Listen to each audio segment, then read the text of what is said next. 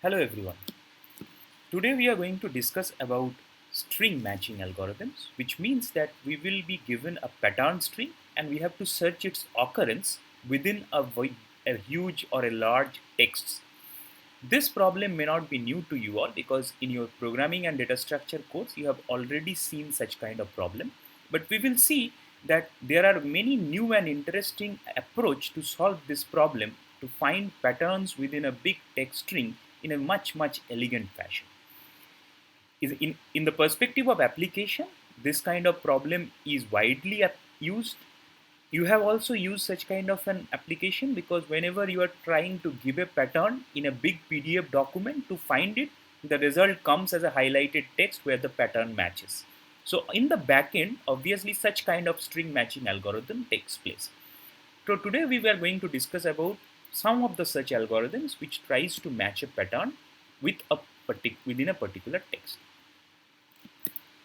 So therefore, the problem definition simply goes like this, that given a pattern of length m and given a text of length n, and obviously we see that the text is much bigger than the pattern that we are searching within the text.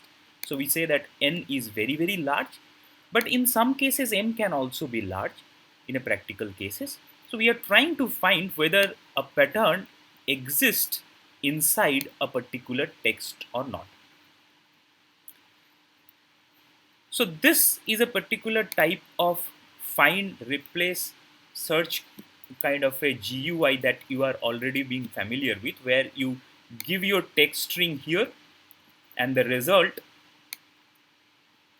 you try to replace something here, or if you give a find, then you get the results of where this string matches. So we will try to solve this problem and try to find algorithms for it. Let us try to think of a brute force naive approach to solve this problem, which many of you might also guess. For example, given a string like this from where I want to find something of a pattern like this. So what I will do is that I will try to find at every positions of this text string starting at from 0 up to 0, 1, 2, 3, this position whether it matches with A, B, R and A. Then gradually I will slide this to one position ahead in the text string and then again try to match whether A, B, R, A is matched or not. In this way, I keep on sliding this window throughout this text string until I find a match. And if I do not find any match, I will return that I have not found a match.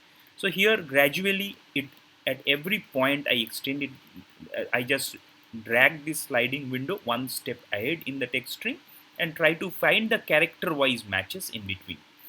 So therefore the entries in the black are the string that matched, and entries in the red here are the part of the character that do not match here. So gradually when I drag this string, finally I found a match at position 6 or the 7th position of the text string. That is, starting from here I found a match of the whole string inside a text string.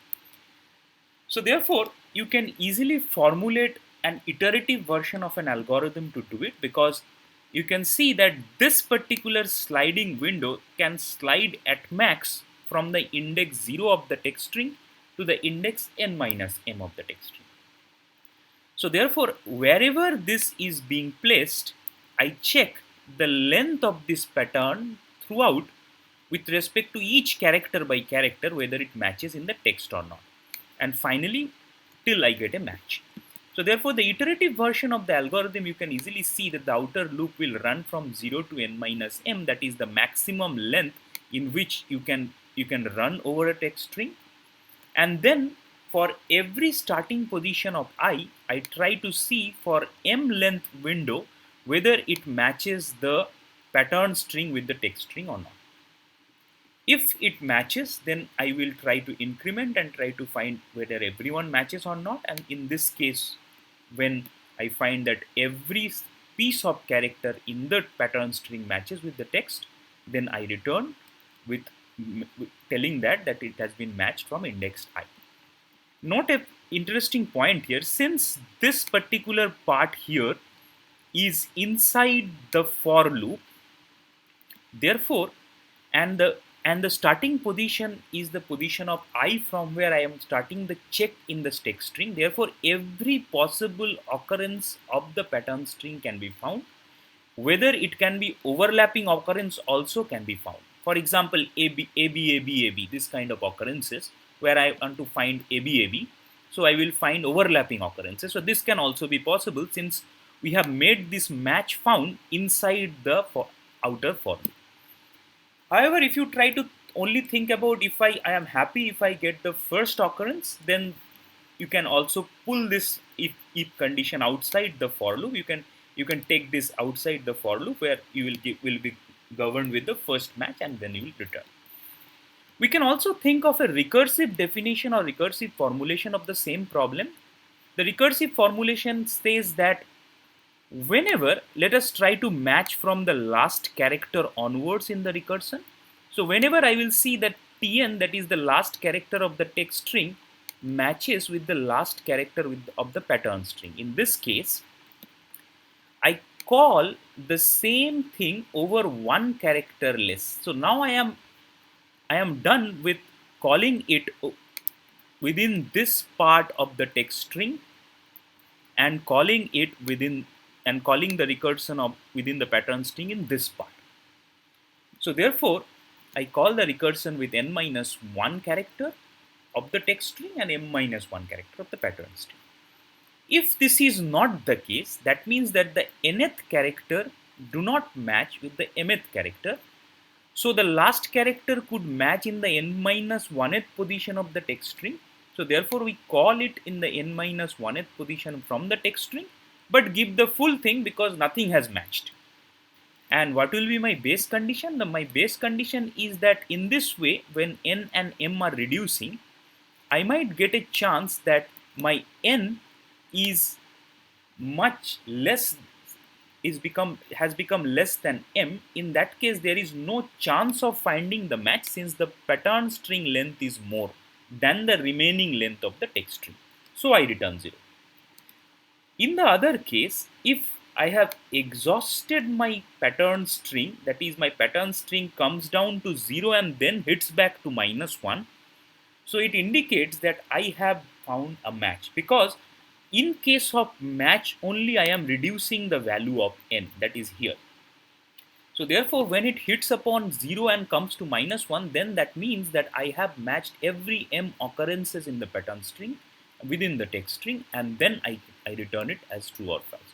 So there is a piece of code which says that at least one occurrence of the pattern occurs in the text or not. However, you could modify this code to also say that at which position that occurrence can match. And this code is primarily catered towards having the first match, though we are doing it from the back side. You can also do it from the front side of the text string as well by changing the parameters of the recursion in suitable way. So this is some kind of a recap that you already know that is traditionally we use. However, if we try to justify the time complexity of this kind of approach, we will see that every index, in the worst case, at every index we start from I equal to 0 and try to check every possible occurrence in this sliding window.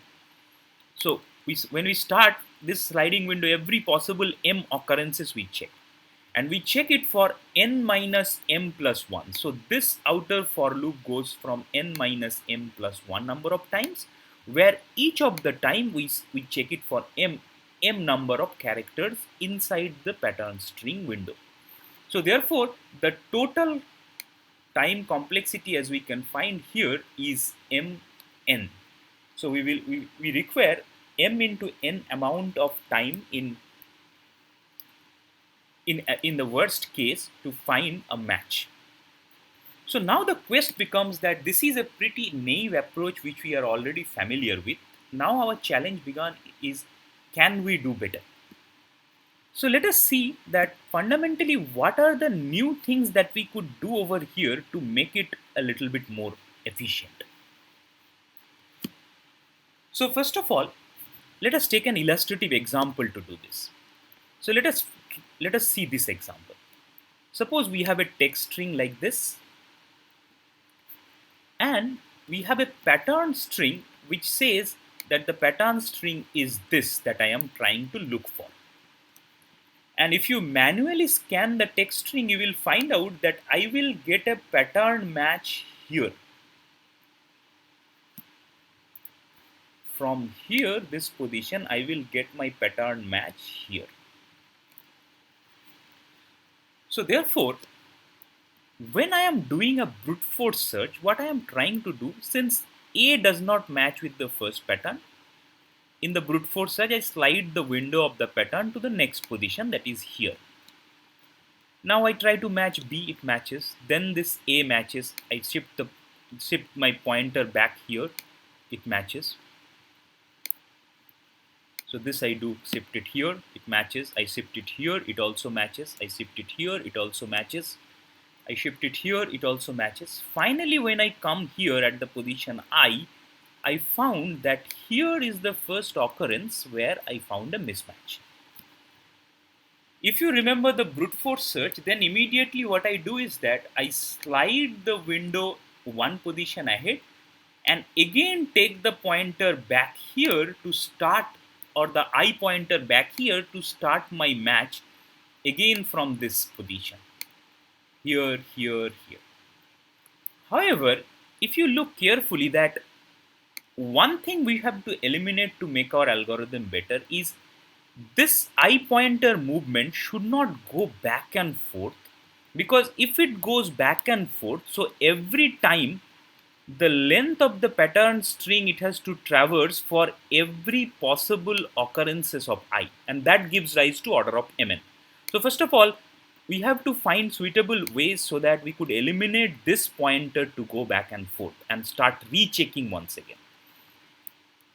To our benefit, since we have already checked this kind of strings, we know that whenever we got a first mismatch, before that, all the characters that we had checked matches with the pattern string. So the pattern string matches with B, pattern string matches, the text string matches with B and then with A, then again with A, then again with A, and then again with B. So then we have found this character B in the text string which does not match.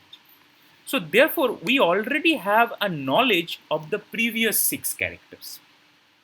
So can we use this knowledge so that we can eliminate every position, again rechecking, doing the same thing without much progressing, because the same thing will start with checking B with A, which is unnecessary and is done in the brute force search.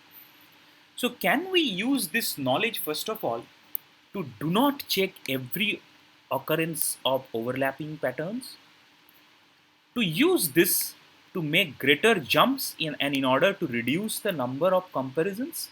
For example, if I know that this is my previous 6 characters and I am trying to match this pattern, then obviously my pattern starts with B. What is the point of sliding this pattern over the window where there is starting with A? So therefore, I could have a greater jump, that is, I could directly jump here where the first occurrence of B is taking place, and therefore I can easily just match with this B and proceed on. So if you see this, if I can do it in this way, then my I pointer also does not have to retract or back up and again start finding for a pattern. So wherever it is, based on its knowledge, can I slide this window into a suitable position from where I can restart checking of the pattern string within the text string so that my I pointer just goes on forward. So this is the intuition that we want to bring in. So we also do not want to back up the pointer again in the text string. So let us see that what we could do. Since we already said that something that we know for sure that what has happened till now before we got the first mismatch. So can we use this in terms of certain memorizing or remembering these things so that we could leverage much better, or we are in a better position to match rather than brute forcefully checking every positions. So first of all, how does we do with the memorization or remembering something of the text that has been seen previously? This is very interesting. So we need to devise certain kind of a data structure which will store what has been seen, and when my previously seen with the current character that I am scanning would form an actual pattern match. Let us try to see some kind of a state machine type of approach where each state individually holds still now whatever I have seen in my text string previously. So for example, since my window size is just, in this case, my pattern length is the window size, so A, B, A, B. So this is my pattern at every character. So this is A, B, A, B, A, C. So 6 is my window size. So therefore, in the text string, whenever I would try to scan the text string, I would slide this window, and I have to remember at max 5 characters before, because if the 5 character matches in the window, then the 6th character will determine my fate whether it matches the whole pattern or not. So now let us try to come into this graphical representation that how we are remembering, which we are naming as state machine. So first of all, we are building this kind of a remembering state machine as, for every character in the pattern string, we have an individual state and plus one state, which is the final state when we say we accept. For example, if you look at this particular stretch from 0 to 6. So when I am scanning a text string and I got an A, I come to state 1. That means that I have seen an A in the previous step. Then if I get a B, I come to step 2. That means that I have seen AB in the previous 2 characters. Similarly, I have seen ABA in the previous 3 characters and reached to state 3. I have seen ABAB and reached to state 4. I have seen ABABA and reached to state 5. And I have seen ABABAC. And finally, when I see that, that is my pattern string that I am looking for. So this is my accept state. So therefore, this straight line that I have just drawn is just scanning the text string and trying to identify this is the match that I am looking for. But in the text string, there could be some other characters which will also be intermixed with. For example, in the state 0, when you are first trying to start with, if you start with matching with an A, that is this transition, then you are ahead in matching the pattern string by one step, because your pattern string starts with an A. In any other case, that is in this condition, so that in any other case here, I have not started the match at all. So I am where I am still in the same position where I belong. So therefore, I am in the same position as this position where I started with. So all the other particular character scanning will lead me in the same state. Similarly, in the state 1, if you look at state 1 now, so in state 1 says that in the previous text string that you have scanned, you have already seen the first character of the pattern string. Now, if you do not get a B here, you can get a B as well as a C, because I am assuming my alphabet consists of A, B, C. So if you do not get a B here, then if you get an A, then you remain in this state, because the last A that you have seen in the pattern string is actually the first that you have seen. So the last A that you have seen in the text string is actually the first A to start with in the pattern string. So we stay in state 1, that means we have matched one particular character in the pattern, and I am trying to see more. However, if you see scenes in that particular step, then you have to reset everything, because what does it mean that first some last string I have seen A, now currently I am seeing C. So after seeing C, the previous character that I have seen in the text string will be C. So it does not start any matching. So therefore I have to reset my pattern that I have not seen anything, and I have to restart again in the pattern string. if we try to move forward, that if we see again that this B takes us to state 2. Now from here, if I get a B, then it says that you are going to reset it once more, because when I got A and B together, I have seen two particular thing, and I am very confident that I am gradually matching my pattern. But suddenly, instead of finding an A, I got a B. Here, I got a B or C. That means my last character that I scan is B or C. So it could not be the first character of the pattern. So I have to again restart looking at the pattern if I get a B and C. So in this way, we formulate this kind of a state machine where we see that the path from the straight line path, whenever I can reach this state, this is my accept or halt state, and I say my pattern is matched. So let us try to see that how I execute this over a text string once I memorize it in terms of this kind of a state machine. So suppose I am trying to traverse this text string from left to right, and let me try to see how I proceed. So first of all, I got an A, so I proceed this side. Then I got another A, so I stayed back here. Then I got a B, so I proceed here. Then I got an A, I proceed here. So it means that the last three occurrences, since I am in a state 3, so it means that the last three occurrences that I have seen is already the first three occurrences of the pattern, which is very interesting. So I have proceeded much. Now suddenly I got a C. So when I got a C, then incidentally from C my pattern string will not start. So from here, from this state, I come back again all the way to the beginning to restart my proceedings. Then I got an A, so I again go here.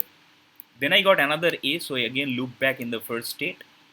Then I got a B here, so I proceed here. Then I got another A, so I proceed this way. Then I got a B, so I proceed here. Then I got an A, so I proceed to state 5.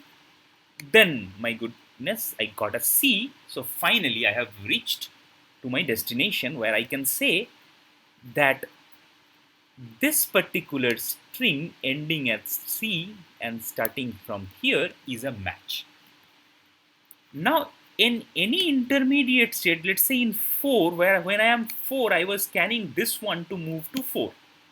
What does this mean again is that this is the part of the string, the 4-length string that matches with the 4-length part of my pattern.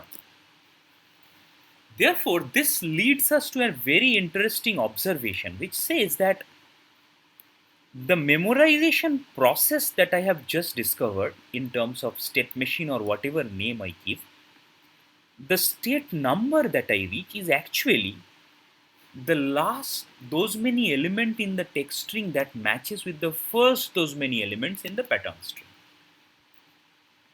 So definitely this kind of memorization helps us because we are only scanning the text string once throughout from left to right and gradually trying to see if my pattern string frontier gradually grows and I find the whole pattern. So indeed this approach will result me to reduce my time from order of mn to a linear times ways, whereas this has an overhead of storing it because you have to store for all possible states, all possible transitions, which is basically this table you have to store. This particular table you have to store here, which says that when I am looking for in the state 0, when I am looking for A, where should I go? I go to state 1. In state, let's say in state 2, if I am looking for B, where should I go? I go to state 0. So this is what this table says us. So therefore, this is one of the interesting thought process which can make or reduce the searching of pattern string within a text string in a linear ways. Though we have not proved it, but we have seen that my pointer does not go back and forth. and I can produce a straightforward move to my accept state. We call such kind of memorization of such kind of data structure also as deterministic finite automaton. So this is also a state machine and a different names. Since it's a finite sets of states, so we call it finite automaton. And it's deterministic because every state has a definite character transitions to go to a fixed state. So this kind of thing can help us. With this insight of remembering in terms of a data structure, let us try to define. So the takeaway from this slide is that given this data structure, when we slide a particular window, what we see is that the last few character, the state number that we are in actually indicates the last few characters matches with the first few characters in the pattern string. So the suffix of a string matches with the prefix of certain number of characters in the pattern string. So let us first define what does this string notation means, and then we will gradually formulate our intuition. So first of all, these are familiar definitions that string of length n is usually, we say that we have n characters where each character is from a given alphabet. A substring, we will say, from starting index I to j is of length j minus I plus 1, and it's a consecutive set of characters within a string excuse me, which starts at 1 and ends at j. Prefix of a string of length k is basically the k length substring of a string which starts from the beginning location. The suffix of a string of length L is basically the last L characters in the string. So this figure illustrates the prefix and suffix notation. So this is the prefix and this is the suffix. Now comes in the interesting definitions, which is basically formed by our observation. Since we are trying to see whether the suffix of my text string is matching with the prefix of my pattern string, and that is very helpful for me to look forward. So we define something called as a border. So border is a substring if it is a prefix as well as a suffix.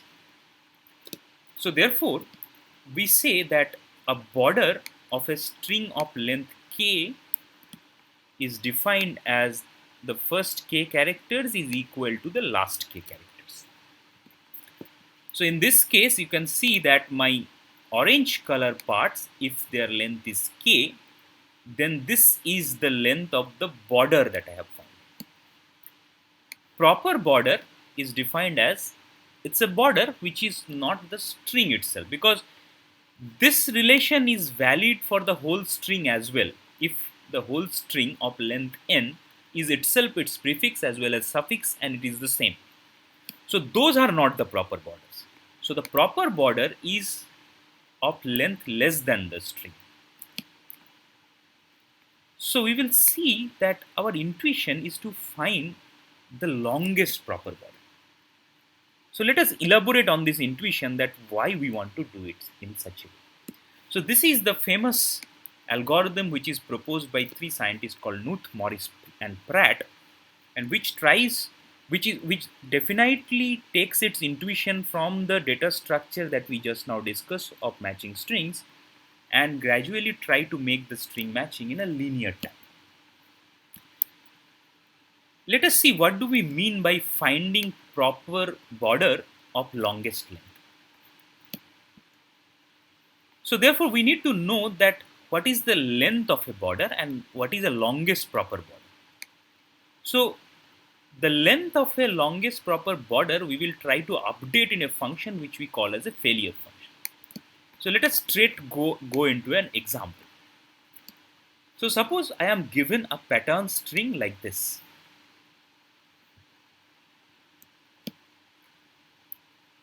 Now the pattern string is ABCA, BA, BC. Now for each values of each index of the pattern strings, let's say I have seen till this point of the pattern string. So this I do not have any proper border, because proper border must not be the whole string itself, so I have only seen A. So there is no way to have a proper border. So I say that my proper border is phi, and I say that the length of that is null, and the length of the proper border is 0. Then if I have seen a string up to this, you can easily see that the only prefix it has is A and suffix it has is B apart from the whole string, and that too does not match. Therefore, I do not have anything which is called as the proper border. So again the proper border is null, and still the length of the longest proper border is 0. Now if I move forward, now I see that there are prefix and suffix could be A and C. It could be AB as a prefix and BC as a suffix. And in both these cases also, there is no longest proper border. There is no proper border at all because the prefix and suffix do not match. Therefore, the failure function is again 0 here. Now if I see the string of length 4 pattern string, now I see that A is a proper border because prefix and suffix matches here. Whereas there are nothing else that I could formulate by extending it because CA is a suffix but AB prefix does not match with it. BCA is a suffix which is less than the whole string, but ABC is a prefix of length 3 which does not match. So we can see that the proper border is longest one is A and the length is 1. Then if we try to move ahead, we see here the longest proper border, as you can easily figure out, is A and B, which is of length 2 because I got a maximum of 2 length proper border. Again, if I move ahead here, then I will see that I got only one A as my proper border, which is of longest length 1. Now if I move here, I see again AB, which is of length 2.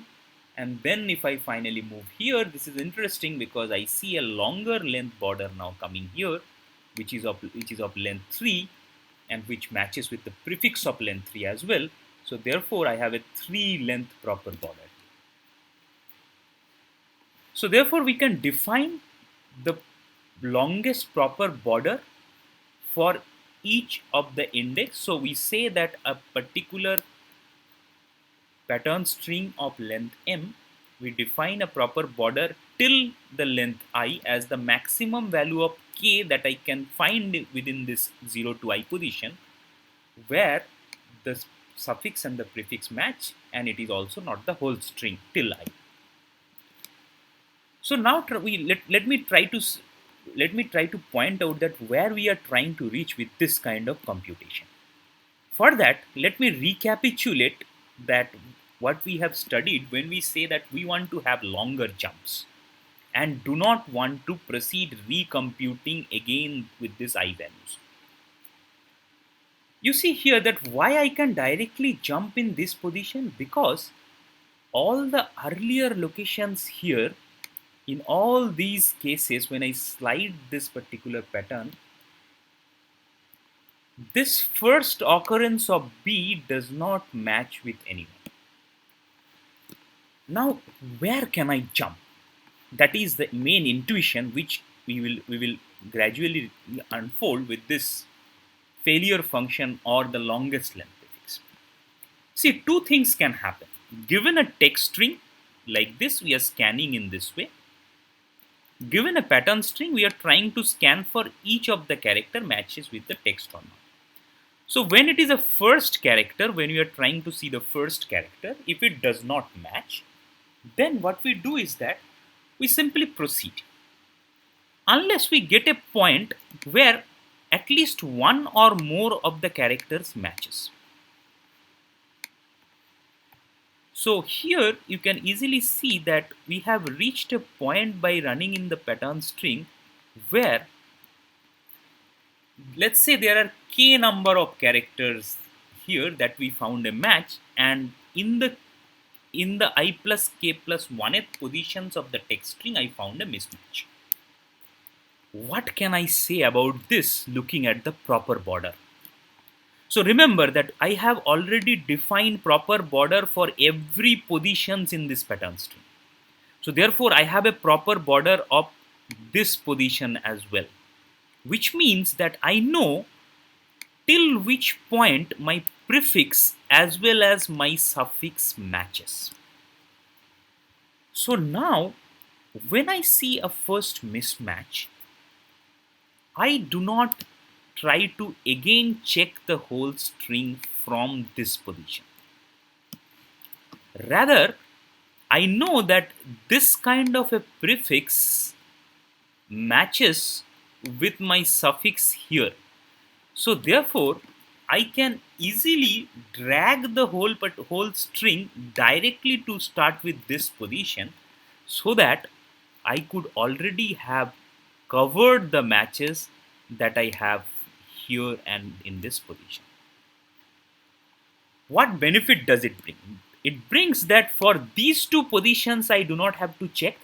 So when I get my first mismatch here with my pattern I do not have to back the pointer to recheck it again. I can directly go on checking from this position forward. And so one point I have resisted that going back and forth with checking this pointer, and I could have a suitable jump rather than in brute force method checking it. So therefore this intuition makes us a point that I could directly jump k minus whatever be the longest border, that is fk plus 1 positions ahead in the text string to again start my searching. And we will not search the matched prefix part because the prefix matches with the suffix and we have already checked that suffix as well. So you can have a easy proof that with a contradictory argument that if this does not happen, then how can I proceed? That if shifting p by smaller amount produced a match, then a proper border of p0k would have been longer than fk. So I give you as an exercise to think over it, because it's a very simple contradiction that why this jump is efficient and in between it you cannot find anything. This is the major intuition. How do we proceed, or how the Knuth-Morris-Pratt algorithm proceeds, finding it in a linear way. And you have already understood the intuition of linear thing. One intuition is that this pointer never backtracks, so the length of the string this will only proceed.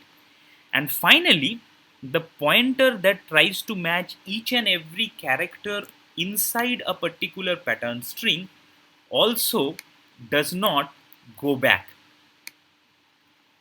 That pointer also doesn't go back, because whenever I found a mismatch, the previous prefix part I will not again go back to recheck. So I always try to check from this point in time. So two of my pointers, I and let's say j for the pattern string, does not go back and forth. So therefore I have a chance to get it in a linear time. Let us see an example to further concretize the concept that we are looking for. So here goes the pattern string and the text string. So initially I will start matching in the position from 0. I have already calculated the longest proper border length, which is this. For up to this point, up to the first point it is 0, up to the second point it is 0, up to the third point it is 1, up to the fourth point it is the string AB, which matches the prefix as well as the suffix, so it is 2. Up to this point the ABA string, that is of length 3. Up to this point it is again getting 0 because C has diminished all the previous calculations, and finally we got 1 again as the prefix and suffix longest border. So when we try to match for the first here, we find a mismatch. So there, as per our previous approach that I just mentioned here, that we will proceed if we find a mismatch. So we gradually go on proceeding. So when we proceed, we see that we come to this position of I. Still my j is here because I have not changed the j value, because I have not started any match. Now I find there is a match here. I move I a little bit forward, and then gradually I find there is a mismatch immediately in the next position. So as per my understanding, I will try to find, so this is one position ahead. So I will try to find, so here if you look at in this position, your k value is actually 0, because here k value is 0 because you have only matched the first position, nothing else in our example, and then I found a mismatch. So I have to jump, according to this algorithm, I have to jump by k minus fk plus 1. So f of 0 first of all is 0 here, we have calculated in this position. So therefore 0 minus 0 plus 1, so we will shift by one position and come to this place. So here we only matched this position, so therefore we have not changing this pointer to again to next position. However, this also has a mismatch, so we are staying here and coming back to gradually this kind of a configuration where we slide it to one position as per our jump. Then again my I is here and j is here, doesn't match, so I proceed. So I proceed back to here one step, then again also here I does not match with my j, so I proceed one step again. Now finally I see that here is a point where my I can now gradually try to see much matches. So here I found one match with my I proceed matching till a point k. Remember the previous slide that we said that from I plus 0 to I plus k it has a match, then here it has a mismatch. So now my j pointer also, while trying to find a match with the pattern string, it also proceed till this position. It also had proceed till this position until it started finding the first mismatch. Now here I will see what is my failure function at this point. So my failure function says it is 3 and my k is 4 here. K is 0, 1, 2, 3, 4. So I plus k is I plus 4 at this position. So k is 4 here. So k minus fk, so k minus 3 plus 1. So it says that you jump 2 positions. So therefore I have to jump 2 positions. I'm sorry, I have to jump these 2 positions and come back here. So when I jump these 2 positions and come back here, remember my j pointer still is here, my I pointer is still here. So therefore I will start matching with my I pointer from here and my j pointer from here. Okay, so I was here, my j pointer was here, it has not been moved any much. I have already seen that due to my prefix and suffix match, this part of the string need not have to be rematched. So my I pointer will start again matching from this position and this position, and gradually it will go on and find this position as a proper match. So therefore this illustrates that the computation of longest proper border has indeed a benefit in finding the proper matches and jumping along with the string. So this is the overall intuition of how do we formulate the KM algorithm. So if you look at the algorithm now, it will be clearer to you that first of all, basically initially I equal to 0 and j equal to 0. I is the pointer of the text string and j is the pointer of the pattern string. Now at every point of time I am assuming that m minus j has been matched and n minus I has been yet to match, and m minus j m minus j is yet to match and n minus I is also yet to match. So this governs this inequality, which says that at any point of time in this loop, when we are looping around from this position again and again, at any point in time we will always find that I minus j should be less than equal to n minus n. And this is the part where we find the longest matching prefix, and if it equals to m, then we find a match, and this is a match. Otherwise, this is the jump part where either we are stuck at j equal to 0, that is the first string does not match, or we get a jump as here. So let us now analyze that how does it brings, and obviously we had a compute failure function in the beginning, which we will show next, that how do we compute failure function. But given that this is computed to us, so this is the process we try to follow. Now we will try to see that how this procedure brings down the time to a linear bound. First of all, our proposition or the claim is that the loop runs n minus m plus 1 time at max. And you can see that within the loop, except the inner while loop, everything is there outside the loop is constant time. So if the loop runs n minus 1 time, then the outside part, apart from the inner loop, also runs n minus m plus 1 time. Now, how does it guarantee? So let us try to look at I minus j. That is why I purposefully wrote this inequality in this form. Otherwise, this would have been easy to understand about how much we have to go more. So let us try to look at what does the inequality I minus j, how it is evolving. Initially, since I equal to 0 and j equal to 0, so I minus j is initialized to 0. And the inner loop do not have any impact on I minus j because it both increments I as well as j. So therefore, I minus j remains constant. When j is 0, then I increases. Here I minus j is impacted. But since I increases by 1, then I minus j also increases by 1. The other case, so this is the case when my j is 0, that is I am getting failure in the first match of the pattern and I am gradually moving forward.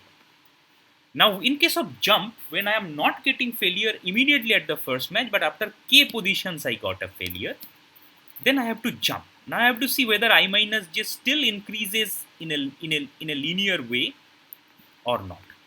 So when j equal to 1, I remains unchanged, that's for sure. J gets the value of fj minus 1.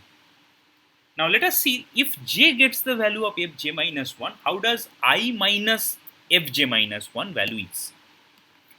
So first of all, any failure function cannot be more than the length till that point. So fj minus 1 must be less than equal to the length of the string up to j minus 1. So that is trivial. Now I just do an arithmetic trick, that is I do I minus everywhere. So I minus fj minus 1 will be greater than I minus j plus 1. Which means that the changed value of I minus j, which is this, because j has already got fj minus 1, is incrementing at least by 1. So it increases the value of I minus j also by 1. So therefore, the whole process of this loops increments I minus j by 1 till n minus m plus 1 time. So therefore, KMP algorithm runs in order of n minus m plus 1 time, provided we have computed the failure functions in order of n time. So therefore, we can guarantee order of n. Only there is a question mark in our case that we have not completed till the failure function, which is basically the initial part of the algorithm. Apart from that, we guarantee order of n if it can be done in order of m time, because if we sum up this as well as this, so if we sum up these two times, this time as well as this time, it comes as order of n. Now let us see that how can we compute the failure function.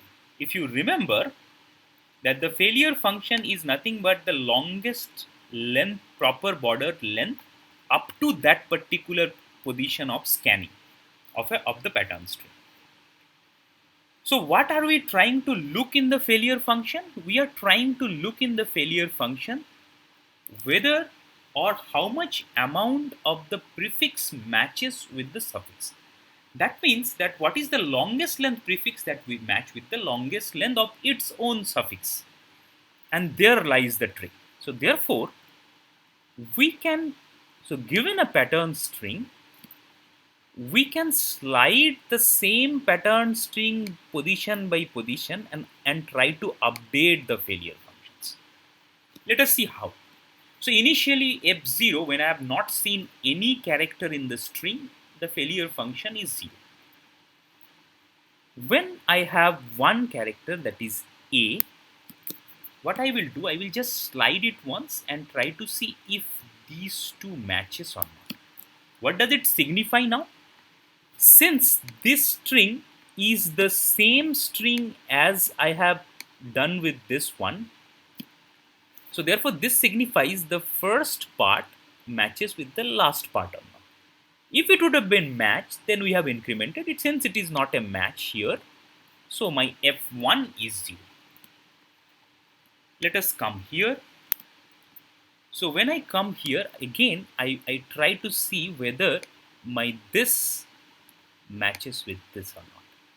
Since this two does not match, therefore there lies no prefix in the string which can match with any suffix, because the first thing does not match with here. So therefore I say my f2 is also 0. Now I come here, then I try to see that there is a match here in the first place. So it means that the suffix of length 1 matches with the prefix of length 1, and in terms of the length of the pattern string up to 4, this is the only possibility. So I make f3 equal to 1 and do not increase the shift, but again try to see the next thing whether it matches or not. I see again that this part also matches with B here. So therefore I get the next thing is 2 length prefix matches with 2 length suffix. Then again I proceed here and found that no, there is not a match anymore. So therefore I proceed again with this string to the next place. And again proceed on growing this by checking whether how many length it matches, and accordingly I just build up this function accordingly. So this is pretty interesting, that since we are trying to find the longest length suffix and prefix, so what we will do, we will try to slide back the same string in the forward direction and to find how much length at max it matches, so that I get that length as the longest one. Now since it is also goes in a similar vein as the previous algorithm, so our compute failure function is also looks like similar as the KMP algorithm. So here only we just shift the pattern, and that here the only conceptual difference is the pattern string is itself the text string and we slide same thing. But apart from that, it looks like the same thing is going on. And since the length is m over which we slide, and as you can see that everywhere in this example when we slide, we do not put back our pointer to and from backside towards the backside and make to and fro movements. So therefore we are guaranteed to get an order of m complexity to find the failure function. So since we got failure function in order of m and KMP algorithm in order of n minus m plus 1, so the final running time is order of n. So this is a very interesting algorithm. First of all, that it brings down the string matching problem to an order of n time. Secondly, if you have noticed very carefully that we could have stopped. So let me go back to the example here. So we have stopped finding a match on the first occurrence where we found the match. So wherever we found the match in the first occurrence, we stopped there. So however, this is not the practical case, because if you have searched a PDF document with a string, you may have seen that it lists all possible occurrences. So this is a simple trick that we would leave upon you as an exercise, which tries to say that KMP algorithm searches only for first match, but you have to modify. First of all, the first modification is such that you can find every possible match in the particular text string of the pattern. Second thing is very interesting. So for the first thing is a little bit modification we'll do.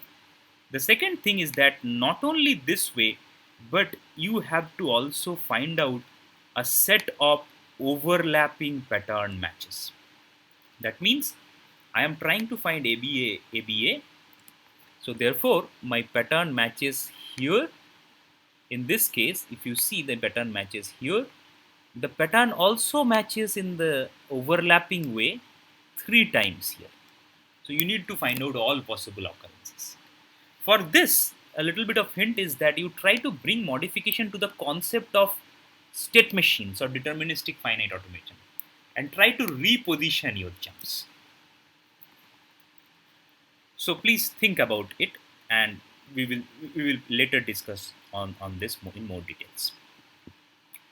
Apart from this, this KMP algorithm, which is basically governed by the fact that it is Knave algorithm modified with respect to certain kind of extra effort of finding the longest border and keeping that value as a memory to find the prefix and suffix matches and thereby jump over it. Rather than that, in many practical cases, we could also invoke some kind of mathematical jugglery to do some better things, which is our next string matching algorithm that we will discuss is Rabin-Karp algorithm. What does it do is that, so in case of any particular text string and a pattern string, we will try to find a decimal number of the pattern of length m, and in the m length window of the text every time we will try to find the same decimal number of that pattern and try to match that number. If the number is same, we will say we will have a match. Let us try to see that. First of all, assume that if our string is formed only by numbers, and we have, let's say, radix R notation where R is 10 for decimals. In case of any other character strings, we could directly map characters into numbers and could do the same analogy here. So it is not difficult that it is without loss of generality that we prove something over the numbers, because we have one-to-one correspondence with every character with this particular number. Now we try to first calculate the value of P. So P be a m length string. We will calculate the value of P. As you know that if it is a decimal, you calculate the value like P0 into 10 to the power m plus P1, P0 into 10 to the power m minus 1 plus P1 into 10 to the power m minus 2 and so on. So therefore the radix to the power m minus 1 into P0 plus the radix to the power m minus 2 into P1 and so on. You go on and do this.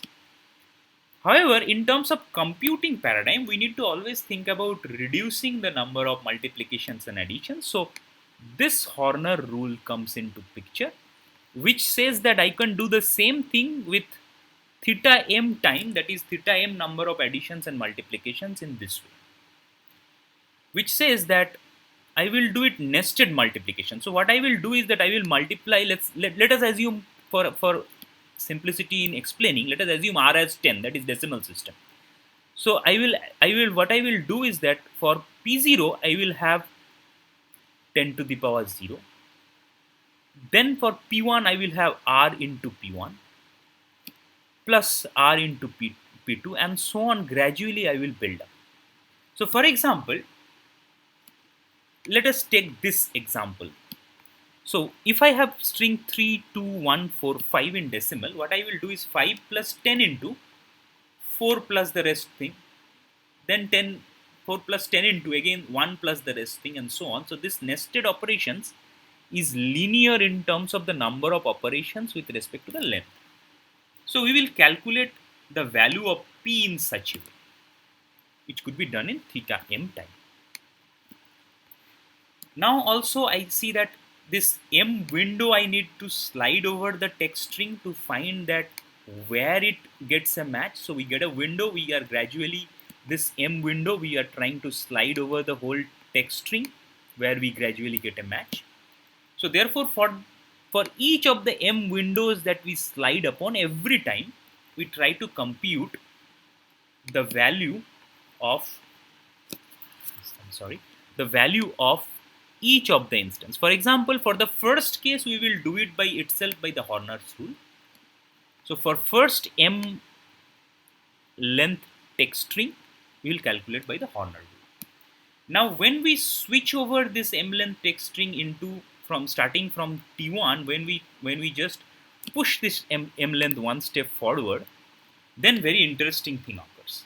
We need not have to recompute again in theta of m time, because that will eliminate our purpose of having it in a linear time, because every time if we do theta of m time computation, then we have to do it for n minus m time, so again it will be m into m time algorithm. Rather, what we will do is that, so suppose from here we want to reach a string here. So what we need to eliminate the leftmost bit 3 and need to include the rightmost digit 6. So elimination of leftmost digit is nothing but minus of 10 to the power that length into 3, and addition of that is nothing of the rightmost digit is nothing but adding it with 6. So this is what we do for each I from 1 to n minus m length. And see that whenever I have this kind of an operation, I can do it in a constant time, because it had constant number of multiplication, provided I just do this computation is available to me. So this part of the computation is available to me. Then there are 3-4 multiplication, addition and subtraction together. So it's a constant time valuations of each T1, T2 I can find it. So in theta n minus m time, I can find the rest of the values. Now my job is simpler, because now what I want to do is that I just want to match P with T0, P with T1, P with T2. Wherever I find a match, if at position I will say that there is a match in the pattern, because the value matches. So in summary, what we are trying to do is that in the sliding window of length n, we try to compute the decimal value of the text string. If the decimal value itself matches with the decimal value of the pattern, then we say it's a match. And if we can do so, then we can easily do it in a theta of n time, because nowhere in the operation you see that I have used any kind of mn or higher complexity. Now there is two things to ponder. One is, we quickly mentioned that how efficiently we could compute this ti plus 1 given ti, because initial string we will compute by Horner's rule. Later we will not do that by again Horner rule, that will kill our purpose. So this we will do it in the following way, as illustrated in this example, that suppose we have scanned till this, and from the Horner's rule we have found out the number is 41592. Then what we do, we have to now go and find this number. So what I will do is that from this number, I first subtract 4 into 10 to the power 4. Whatever I get, finally I add plus 6 with that, with a multiplication of 10, that is shifting the decimal position into 1 plus left. So what does it mean? That if I have this number, if I reduce it to 4000, it means that I only get from this number the last 4 positions. It should have to be shifted.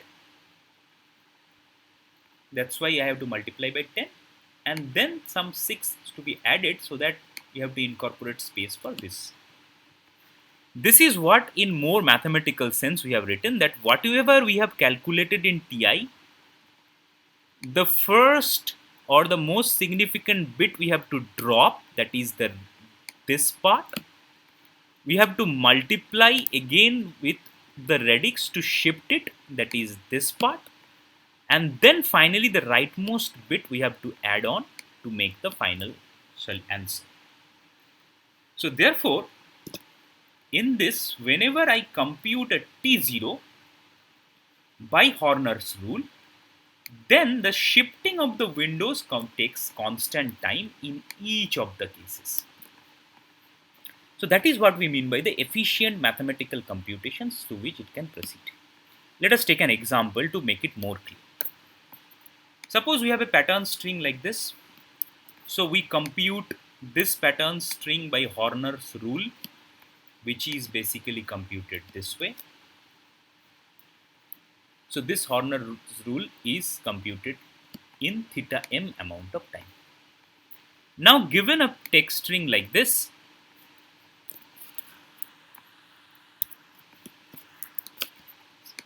given a text string like this, so what we want to do is that we would try to first compute the T0 as we mentioned here. This. So T0 will be computed by Horner's rule. So this will take a theta m amount of time. Then for every time when I shift and try to find a match in the pattern, I have to drop this one. First I have to drop this one and I have to add this one. So that's what I do is the previous result I dropped 3 and added 9. And gradually for each of them I grow on doing for T2, for T3 until I found a position where I would get the match, which means that the number representation in the decimal actually matches the decimal value of the pattern. And then we say that there is a match. So each of the remaining computations are done in theta 1 amount of time. So in the worst case, we see that we have to traverse.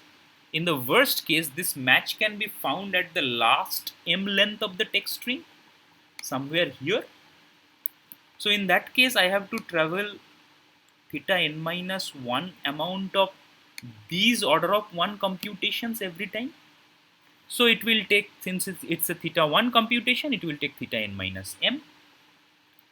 So therefore, the overall computation is again of the order of theta n. However, there is a very interesting catch here. Till now, the whole algorithm relies on the fact that I could compute this operation, that is the whole m window length pattern in terms of a decimal number. However, this m window length pattern could be very large, and therefore the number that you get often do not have any constant arithmetic operation. So if you remember, your arithmetic operations of addition, subtraction and multiplication are constant time depending on the fact that you always do it within a fixed length which is supported by your platform.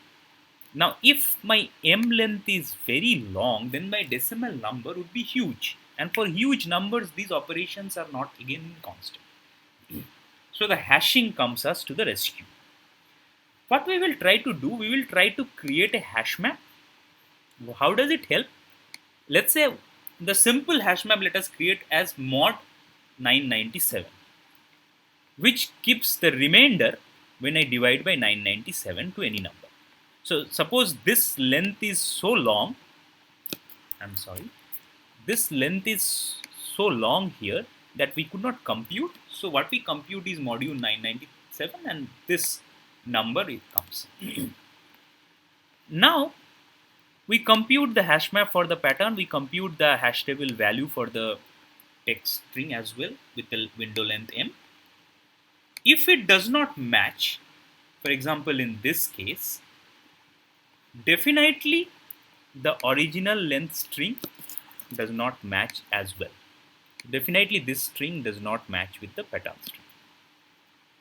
However, if it matches with this hash, because hash function is the value of the hash function or the range of the value of the hash function is much less than the range of the number that could be expressed, and hence there is a chance of collision. So in case of a match, we need to check for the whole length string whether it is a valid match or not. So therefore it pays a penalty that If it is not a match, we can definitely discard, but if it is a match, then we need to check for each of this m length whether each of them matches with the m length text. Whenever we find that, the hash function gives me the same value for both the cases. So therefore, this algorithm is not anymore in theta n time if I go on keeping for a spurious matches. Because whenever you get a spurious match, it goes on checking for overlapping windows as in brute force search. Whenever you go for a spurious match, then you have to recheck the whole m length again. So it goes on for n minus. So if every occurrence has a spurious match, apart from a 1 which comes at last, then you go for again order of n into m time. But it hardly occurs because if you declare a hash function which is of good in nature, which is less in collision, then there is a less chance that you will get same values for different kind of text patterns of length m. But we have seen in this example that though we calculate this particular modulo operation, but we started with this number itself. So the question comes, if I can calculate this number itself, then what is the point of not using the previous thing that I have used? Because modular operation gives us certain benefits to keep the number small instead of giving it to a huge thing. So it has certain benefits or rules over plus and star. Suppose I want to do it I want to calculate this number modulo 997. What I can do a modulo over 1000, I can do a modulo over 535, I can do a modulo over 1000, and finally I can calculate it in this way. Which means that I do not have to grow the number fully before I can divide it by 997 and find the remainder.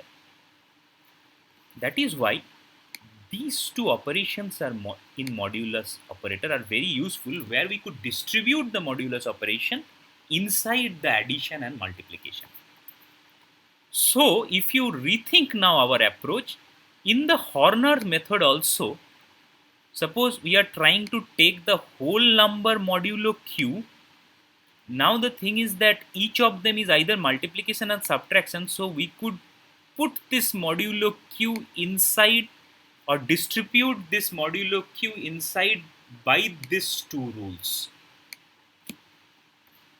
So computing it, we will do in this way. So for 2 modulo 997, we will do in this way. So the answer is 2.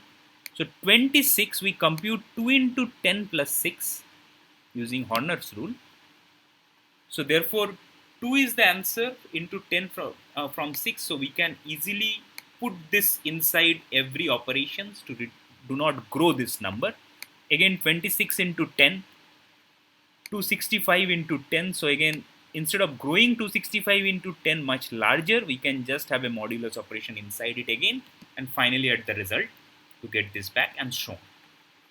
So this Horner's rule is applicable, as well as these two operations are also applicable, which makes the modulus operators very useful and keep the operations small. Now you may have also noticed that we have also computed ti plus 1 from the existing value of ti. So in this case, what we will do, we will again try to push the modulus operation inside the particular thing that we already see. So if you try to recollect, what we have done for this computation is this in the original form. Now whole modulus m, I can push it inside the multiplication and addition boundary. So therefore the whole modulus m, I can compute it in this way, where each of them I push it inside here, and finally I do the final modulus after doing this. So what this brings it, that this do not grows the number, that every time I am computing a modulus and keeping it inside. So let us see how Rabin-Karp's algorithm works in this way. So first few part is the Horner's rule that we have already discussed. Then finally, when we are already at a length of the same as the pattern string, what we do, we need to calculate this one. So to calculate this one, we will use this as the Ti value, because Ti mod Q, as I have shown you here, we can use this thing. So we have used it inside. Then the most significant digit has to be eliminated, as we have done it here. So this elimination has a very nice quantity here, because we have done 10 to the power 4 as a multiplication, and we can also do modulus operation inside a multiplication, so it gives rise to 30. And since it is minus 3 into 10 to the power 5, so that minus 30 modulus 997 is equivalent by saying this. So therefore I put it here. And when you are trying to take 997 modulus again, so what you do is that you can also push this modulus inside it again, as I have already pointed. So it helps us to do not grow this quantity, and so on. We proceed with this one, the same approach, with this one, the same approach, and then every time you want to push it inside, due to these two rules, you can easily push it inside using these particular two rules that I have mentioned. And finally, when you will find that the similar result occurs in the hash map, then you say that I have found a match. But when you see this kind of a result, you have to always scan every possible string of this number with respect to the text string. So every number, then you have to again go and rematch. So therefore you can easily find out that this has a computation time of, in the worst case, it is theta of n into m, because if I have collisions, if I design my hash function very badly, I have collisions. So every time I get a match, I have to recheck it once again and again. But in practical scenarios, it does not happen. And it's a very simple algorithm to implement, because it just takes the value of the pattern and the text in that window and tries to match it. So it is very well adopted algorithm. In practical case, that's why it is a linear time algorithm, because you can see that I just proceed on with this time window. If it is not a match of the answer, then I just discard. So I just proceed on until I get a match, and there are very few chances of having a collision or a spurious match. So therefore it almost works in order of n time, or theta of n time. Here I have given a pseudo code for it, which just depicts the same thing, that first of all we calculate the pattern mod q, and similarly the t0 value mod q. Then if we found a match in the loop for every possible value, if I try to find a match, if I find a match, I report. If that is not the case, I again try to compute that mod function, where you can see this is the quantity that you eliminate the most significant digit, and that quantity you have already computed earlier, and you place it here. To reduce it much further, this multiplication, you can also push this modulus inside and redo it. So this is just a piece of simple algorithm that we just discussed. I keep the pseudo code for your reference. So these are the primary string matching algorithms that we will see in every places, among which we found that the Knuth-Morris-Pratt algorithm is the most efficient algorithm. However, if you noticed very carefully that in the case of Knuth-Morris-Pratt algorithm, we have used an extra space, that is the space to keep the failure function. Now, in brute force or the naive search, there is no extra space required. And in Rabin-Karp algorithm, what we do is that we usually do not have, apart from a little bit of pre-computation, we usually do not store anything much. So therefore, let us have a comparative study on this, and this is very interesting, because if we are given with n as the text string length, which is much higher than the m length, there is no pre-processing time for the naive algorithm, but the naive algorithm for all the n minus m plus 1 indexes tries to match the whole pattern every time. So that's why this is the time complexity. So Rabin and Karp's algorithm, theta m is the processing time. This is to compute by Horner's rules the first valuations of T0, that is the first m length window string of the pattern, which we have shown here, that the first value of T0 we will definitely compute till this point, and all the parts that we do here is theta m, and also the pattern string we also compute a decimal value for the pattern string, and that also takes theta of m. In Rabin-Karp algorithm, as we have mentioned, in the worst case, if every place has a spurious match, so at every place we need to compute this one, but a good hash function would eliminate that, would not give the opportunity to do that. In a good hash function, it is theta of n plus m, theta of m for pre-processing, and matching time is theta of m. So this is Rabin and Karp for your reference. And this, the other algorithm that we have just discussed, is the Knuth-Morris-Pratt algorithm. This algorithm is defined by these three scientists, Knuth, Morris, and Pratt. So this is Knuth, this is Morris, and this is Pratt. And this is a very seminal paper and considered to be one of the beautiful and finest algorithms in computer science to match a pattern within a text in linear time, where the pre-processing time depends on the length of the text, the length of the pattern, and the matching time depends on the length of the text. However, in terms of space complexity, as we have seen that the naive approach does not take any space, but the Knuth-Morris-Pratt has a failure function of length m to be computed, so the space is also the same as the pre-processing time we have shown. So therefore, we have concluded our discussions on string matching. We have seen a brute force or naive approach. We have also seen Knuth-Morris-Pratt algorithm, and we have seen a more mathematical algorithm, Rabin-Karp. And we have seen that the fundamental concept of finite state machine helps us to finally reduce the mn time algorithm into a linear or n time algorithm. Thank you. Please post your queries when we circulate you the doubt clearing form, so that we could clear your doubts, and we will soon host a session to clear your doubts. Thank you.